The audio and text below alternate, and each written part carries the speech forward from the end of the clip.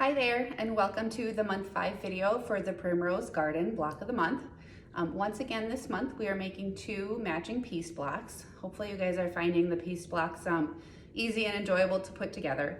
Next month, in month 6, we're going to start to tackle these borders. So if you haven't finished your applique center by this point, you might want to try and get that wrapped up so that you're not too overwhelmed when you get all this wool for these borders. But the block this month is right here. We're gonna make 2 of these this month, and it's called Space Invader. I named it that myself because I couldn't find a traditional block that used this kind of a layout. So I just made up the name because it kind of looked like something from an Atari game to me. So I called it Space Invader. If anyone knows the real name of it or has seen it in a book, let me know. But the block this month is very simple, and there's nothing new this month. We're doing all units that we've done before. It's made up entirely of half square triangles. These are all half square triangles. And then in the center, there is 1 square and a square unit, which we also did in a previous block. We did that in month 3. So if you need to catch up on that, check out the month 3 video where I'll go into a lot of detail on the square and a square unit. But let's take a closer look at all the parts for this month and how the block goes together. So to start off this month, we're going to be making half square triangles once again. And we've done plenty of half square triangles, so you guys are probably experts at these by now. This month we're making 3 different color combinations. You're going to make 8 that are red and cream. And these are 2-inch finished again. And again, you'll be making them oversized and trimming them down with your Tucker trimmer or another trimming ruler. So you're going to make 8 that are red and cream. You are going to make 8 that are pink and cream. And you're gonna make 8 that are this pretty light blue and cream background. Okay, then you're gonna take your reds and your pinks and you're gonna sew them together in pairs.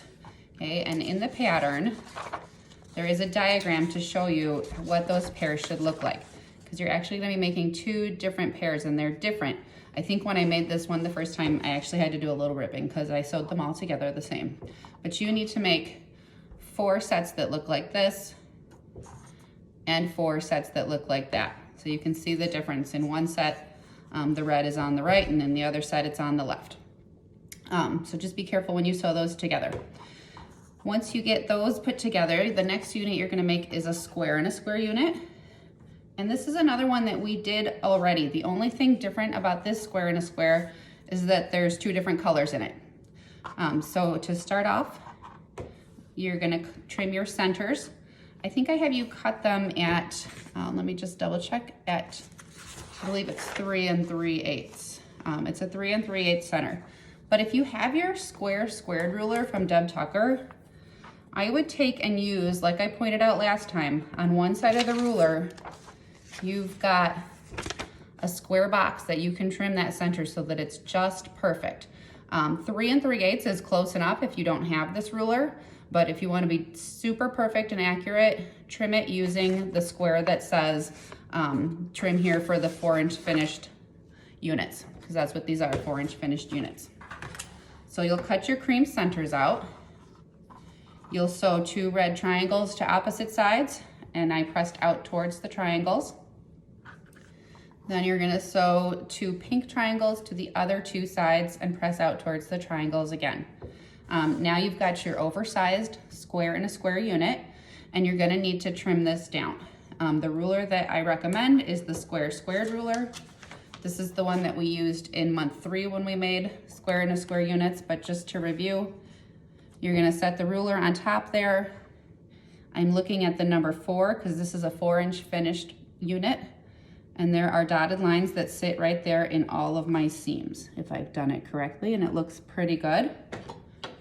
And you can see with this method, there's quite a bit to trim off here.